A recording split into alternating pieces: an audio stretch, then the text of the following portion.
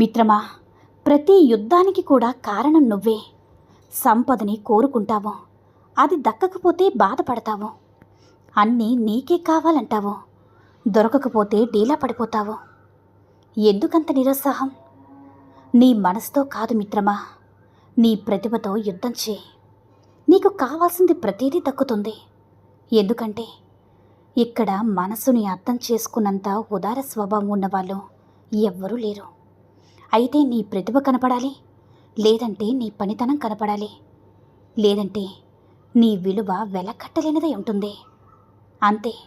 ఇవే నీకు కావలసిన వాటిని నీ చెంతకు చేరుస్తాయి. ఇది ఎవ్వరూ కూడా కాదనలేని సత్యం మిత్రమా. అందుకే అనవసరపు యుద్ధాలను మొదలుపెట్టి మధ్యలో నలిగిపోకు. అర్థమైందనుకుంటా. విలువైన వజ్రంలా నిన్ను నువ్వు చిక్కుకో. నువ్వెప్పుడు కూడా ఆశించే దశలో అస్సలు ఉండొద్దు.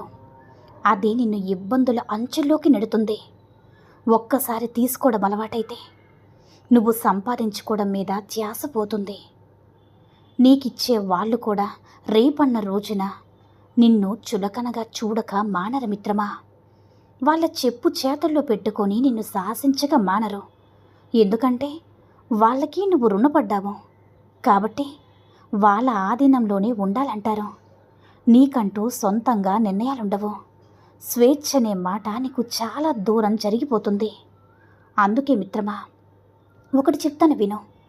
సర్దికూడు తిన్నా నీ నిర్ణయానికి నువ్వు విలువ ఇచ్చుకున్నప్పుడే నీ బ్రతుక్కి అర్థం ఉంటుంది.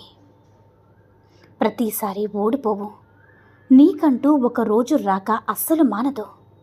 అప్పటి వరకు మొరిగే వాళ్ళకి సమాధానం చెప్పుకుంటూ పోతే చులకనైపోతావు మిత్రమా. పిరికివాడివైపోతావు. అందుకే నిశ్శబ్దంగా సాగిపో. ఒక్కసారి విజయాన్ని తాకావంటే అది చేసే ధ్వనికి దిక్కులు పిక్కటిల్లక మానవు. అప్పటి వరకు మొరిగిన ప్రతి వాడు మళ్ళీ తోక ఊపుకుంటూ నీ పంచన చేరక మానడు మిత్రమా.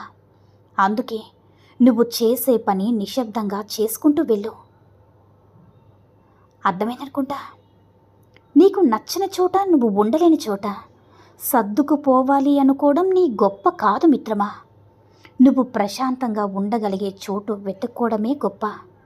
ఎన్నేళ్ళు భరిస్తావు? ఎన్ని రోజులు సర్ది చెప్పుకుంటావు నీ మనసుకి? ఎవరు ఏమనుకున్నా సరే నీ సంతోషం నీకు ముఖ్యం. అది నీ ఆరోగ్యానికి, నీ కుటుంబానికి మంచిది. నువ్వు భరించడమే పనిగా పెట్టుకుంటే నిన్ను చేతకాని వాళ్ళ తీసి భరిస్తారు ఇక్కడ. అందుకే ముందు నిన్ను నువ్వు చక్కదిద్దుకో. మిగతావన్నీ సరే నీ చుట్టూ చేరుతాయి. నిన్ను ఒకడు మోసం చేశాడంటే దాని అర్థం నువ్వు అమాయకుడివని కాదు మిత్రమా. నీ మంచితనం ఎదుటివాణ్ణి నమ్మేలా చేసింది. పర్వాలేదు, ఇప్పుడేం అయిపోలేదు. రేపు అదే మంచితనం నీకు వేరే రూపంలో చెయ్యందిస్తుంది. మోసం చేసిన వాడి వంకర బుద్ధి ఏదో ఒక వైపు నుంచి దూసుకు వచ్చి వాడినడ్డే విరుస్తుంది. ఎందుకంటే కాలం కర్మ దీని గురించి ఎంతోమంది గొప్పగా చెప్తారు ఈ కాలం గురించి. కాబట్టి కాలమే తేలుస్తుంది ఇక్కడ లెక్క. అక్కడ చిక్కనవాడు ఎవ్వరు కూడా ఉండరని గుర్తుపెట్టుకో మిత్రమా. అమ్మాయిలు బాగా డబ్బున్న వాడిని, పెద్ద ఉద్యోగం చేస్తున్న వాడిని ప్రేమిస్తారు అనుకుంటే సగం మంది మగవారికి పెళ్ళిళ్ళు కూడా కావు కదా. కాబట్టి అలా ఎవ్వరూ కూడా అనుకోకండి.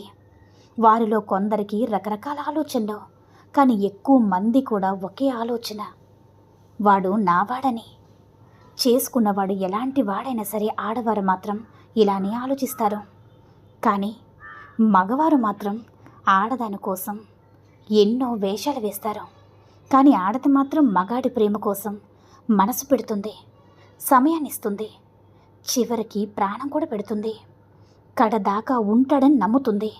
వాడి ప్రేమ నిజం అనుకుని మోసపోతుంది.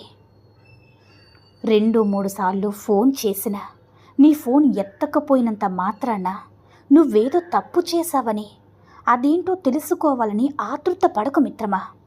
నువ్వు నిజంగా ఏమీ చెయ్యకపోతే నిశ్శబ్దంగా ఉండు.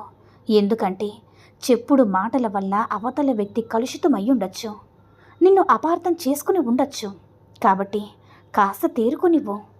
ఆ కల్మషం నుంచి వర్షానికి నేలరాలే చినుకులు భూమిపై పడ్డాక మట్టి రంగు పులుముకుంటాయి. అంత మాత్రాన ఆ వర్షపు చినుకులు మురికి నీరు అయిపోవు కదా మిత్రమా. కొంత సమయాన్ని అవి తేరుకుంటాయి. ఎంతగా అంటే స్వచ్ఛంగా, అమృతంలాగా. చావు పరిష్కారం దేనికి కూడా కాదు మిత్రమా. బ్రతికి సాధించాలి. అప్పుడే నీ యొక్క అంటే మనల్ని బరువు అనుకున్నవాడు నోటి మీద వేలు వేసుకునేలా బ్రతకాలి. నువ్వు పోతే జీవితాంతం ఇక్కడ ఎవ్వరు కూడా గుర్తుపెట్టుకోరు మిత్రమా. ఈ ఉరుకుల పరుగుల జీవితంలో 2 కన్నీటి బొట్లు రాల్చగలరు, కాలే ఈ కట్టెను చూడగలరు. అంతే, తెల్లవారితే మళ్ళీ అంతా మామూలే. మిత్రమా, ఎవడికి లేవు ఇబ్బందులు చెప్పు, ఎవడికి లేవు తలపోట్లు. బ్రతకాలి బరువైనా, బాధలున్నా, ఎన్ని పరీక్షలు ఎదుర్కొన్నా సరే. అర్థమైందనుకుంటా. నువ్వు ఒక్కడి మీద ప్రతీకారం తీర్చుకోవడానికి ఏమీ కూడా ఖర్చు పెట్టక్కర్లేదు. కానీ దానివల్ల కూలిపోయే ప్రతీది కూడా వెలకట్టలేనిదే. ఒకడి అంతం, నాశనం ఎప్పటికీ కూడా నీ జీవిత లక్ష్యం అస్సలు కాకూడదు. ఎందుకంటే అది దేనికి పనికిరాని ఓ వృధా ప్రయాస. కక్షతో నువ్వు సాధించేది నిద్రలేని రాత్రులు, అసూయతో నువ్వు సంపాదించుకునేది సున్నా. నీ సమయం మొత్తం వీటితోనే గడిపేస్తావు. చివరికి మజిలీ చేరేంత వరకు నువ్వు ఒక్కసారి వెనక్కి తిరిగి చూసుకుంటే శూన్యం తప్ప సాధించేదేమీ ఉండదు మిత్రమా.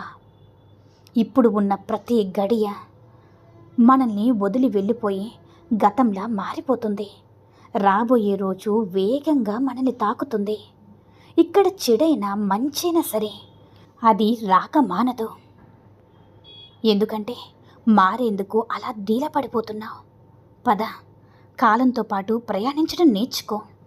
నిరంతరం నరాల తెగే ఉత్కంఠ జీవితం నిశితంగా గమనించడం మొదలు పెడితే ప్రతి చిన్న విషయం మనల్ని భూతమై భయపెడుతుంది. ఏదేమైతేనే ముందడుగు మాత్రం తప్పదు మిత్రమా. అందుకే ఎక్కువగా ఆలోచించుకో, ఆచరణ అలవాటు చేసుకో. నిన్ను నువ్వు నిరూపించుకోవడానికి ఉన్న ఒకే ఒక్క మార్గం నీ ఎదుగుదల. అది లేకుండా నువ్వు ఎంత గొంతు చించుకున్నా సరే ఇక్కడ ఎవరు కూడా పట్టించుకోరు. నువ్వు విసిరే సవాళ్ళు నీ గొప్పని చాటు చెప్తాయనుకోవడం నీ అమాయకత్వం. నీ నిశ్శబ్దం నీ విలువను పెంచుతుంది. నీ మీద ఉన్న అంచనాల్ని రెట్టింపు చేస్తుంది. ఇక్కడ గొంతు చించుకున్నంత మాత్రాన గౌరవం దక్కదు, నీ హోదా పెరగదు. కేవలం ఎదగాలి. నిన్ను అప్పటి వరకు చూసినవాడు కూడా ఆశ్చర్యపడేలా ఎదగాలి. అప్పుడు ఆ సమయంలో పుడుతుంది అసలైన శబ్దం. అదే నీ విజయ నినాదం. నువ్వు అనుకున్నది అనుకున్నట్లుగా జరిగితే ఇన్ని జంజాటాలు ఎందుకు? జీవితంలో ఈ ఉరుకులు పరుగులు ఎందుకు? ప్రతిదీ కూడా సాధించుకోవాల్సిందే. కట్టుకున్న బట్ట నుంచి కాలే కట్టి వరకు అన్నీ సంపాదించుకోవాల్సిందే. బాగా బ్రతికితే చనిపోయాక మోసే నలుగురిని సంపాదించుకోగలం. గొప్పగా బ్రతికితే నలుగురిలో గౌరవాన్ని సంపాదించుకోగలం. నలుగురికి దానం చేయగలిగితే మంచి కర్మలు సంపాదించుకోగలం. నీకు నచ్చని పని కోసం నడి రాత్రులు కూడా సాధన చేస్తే ఎప్పటికైనా సరే నీకు దక్కాల్సిన దాన్ని ఖచ్చితంగా సంపాదించుకోగలం మిత్రమా. కాబట్టి సాధన ఇప్పుడే మొదలుపెట్టు. అదే నీకు అన్నీ కూడా సంపాదించి పెడుతుంది. అర్థమైందనుకుంటా. ఈ సూక్తుల్లో ఏ సూక్తి నచ్చిందో కామెంట్ చేయండి. ఈ వీడియో కనుక నచ్చినట్లయితే లైక్ చేసి మరిన్ని వీడియోస్ కోసం మన ఛానల్ని సబ్స్క్రైబ్ చేసుకొని మాకు మరింతగా సపోర్ట్ చేయండి. ధన్యవాదములు.